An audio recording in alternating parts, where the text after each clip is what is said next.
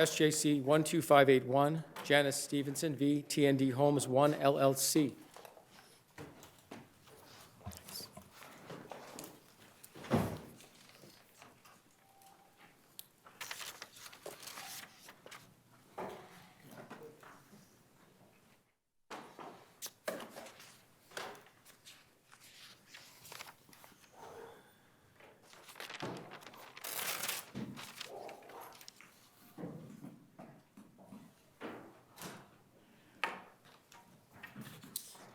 Good afternoon, Ms. Stevenson. If you would approach the place where you saw the others arguing from, and you see in front of you a clock which gives you 10 minutes, so you may proceed. I am Janice Stevenson, and I appealed from a denial by a single justice of the appeal court. I think the single justice erred in interpreting subject matter jurisdiction is appealable for review. The facts of my case are straightforward. The question at the heart of subject matter jurisdiction is, has the legislature empowered the housing court to hear cases of a certain genre? And those particular cases are summary process cases in which the tenant is given private enforcement rights through the U.S. Congress to enforce restricted covenants that run with the land.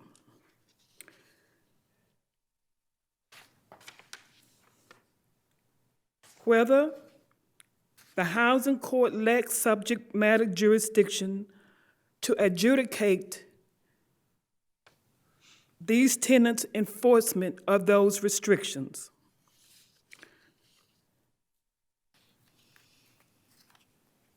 And whether the U.S. Congress has conferred private enforcement rights on those low-income housing tax credit tenants.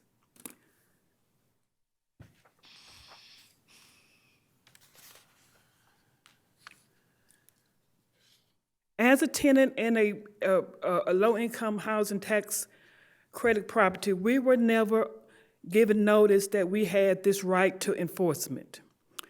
And I came across it as I was going through my summary process case. And I did some research, and we came across two statutes in the general laws of the Commonwealth. One of them is Section 240, Chapter 240, Section 10A, and it states that the Superior Court and the Land Court shall have concurrent jurisdiction of a civil action by any person in land subject to a restriction described in Section 26 of Chapter 184. And that particular section states, our restrictions on the use of land, which run with the land subject thereto are imposed by covenant agreement, otherwise, whether or not stated in the form of a condition in any deed, will, or other instrument executed by or on behalf of the owner of the land or in the order of taking. So in looking back at case law that this court and appeal court has decided, we as a tenant decided that because of the restrictions that low-income tax credit property owners are prescribed to record that run with the land, and because U.S. Congress gives those tenants private enforcement of those restrictions, that the housing court lacked subject matter jurisdiction, even though, just because they were omitted by Congress. And we looked up several case laws that either was decided by the appeal court or the Supreme Judicial Court. And on one of them, it wasn't with It wasn't a summary process case. It had to do with zoning or permit, and there's some sort of permit section in the housing court. One of the lawyers challenged that, and the housing court judge, I think, took their objection, and it eventually went to the trial court administrator, and that case was eventually transferred to the land court, and it took several years for the court to make a decision on that case. But the decision was that, yes, the housing court did not have subject matter jurisdiction only because it had been omitted by the Commonwealth legislation in the laws. And in this case, to enforce our restriction, under Chapter 240, Section 10A, the only two courts that has that jurisdiction is the land court and the Superior Court. So we went back to the housing court because we were still on trial, and we submitted objection after objection to the housing court that they did not have subject matter jurisdiction, and our objections were not heard by the court. We then went to the trial court administrator, and we asked that trial court administrator to transfer it from housing court, and they said they didn't or wouldn't do that. And so we end up with filing this with the single court justice, raising the issue of subject matter jurisdiction, and we were denied. We do not think that was an accurate decision by that single court justice. We do not think that the cases for summary judgment for low-income tax credit tenants need to be filed in housing court. They can be filed in Superior Court. We also feel that the landlord and the attorney knew about this subject matter jurisdiction inconsistency, and they filed anyway in housing court. And I really believe that the state law, Chapter 239, I believe, the summary process law, is a state mandate that allows property owners to get possession of their land back by any means possible, even if it preempts federal law in violation of the U.S. Constitution. I believe there are a lot of families whose evictions are probably void, who are in properties similar to mine, who have gone through evictions through a court that does not have the subject matter jurisdiction to allow these tenants to enforce these restrictions.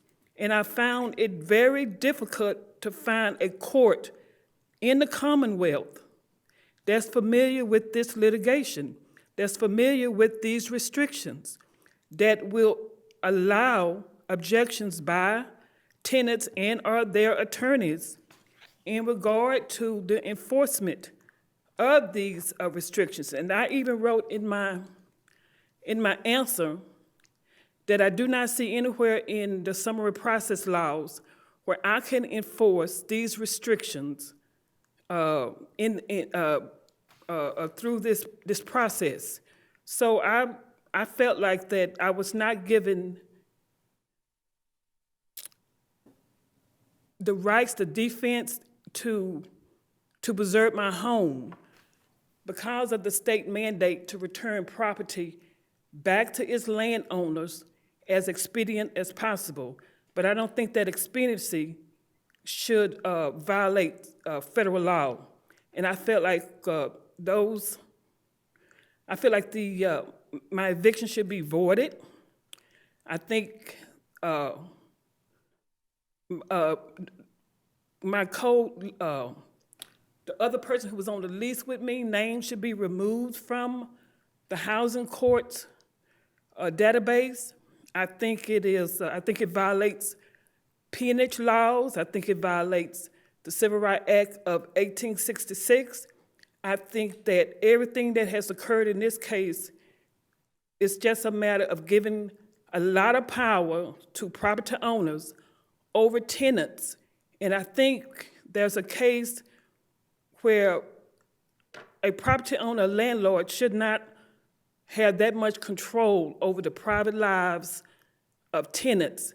And I have observed even in court, if whoever's on that lease, their names are put in this database. Now, I can't go to that database and look up a property owner and find, I'm sorry, I'm out of time. Let me finish your sentence. I cannot go to that database and look up particular properties who have been to housing court, and I can't determine were they there, and I can't determine if they were charged with sanitary code violations, if whatever a defense that can be held against a landlord under 239.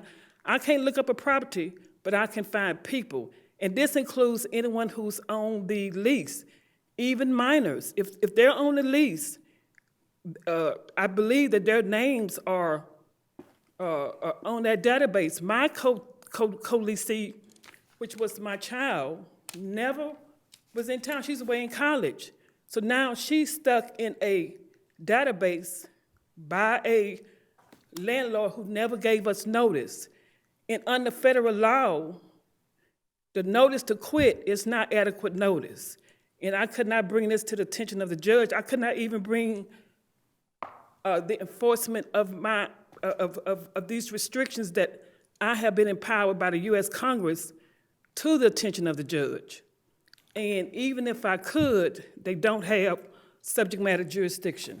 Okay, thank you. Mr. Carmen? Good afternoon, Your Honors. My name is Scott Carmen. I represent TND Homes 1 Limited Liability Company. I'm available for any questions that Your Honors may have. In the absence of any questions, we thank you. So, we adjourn. Thank you very much. All right.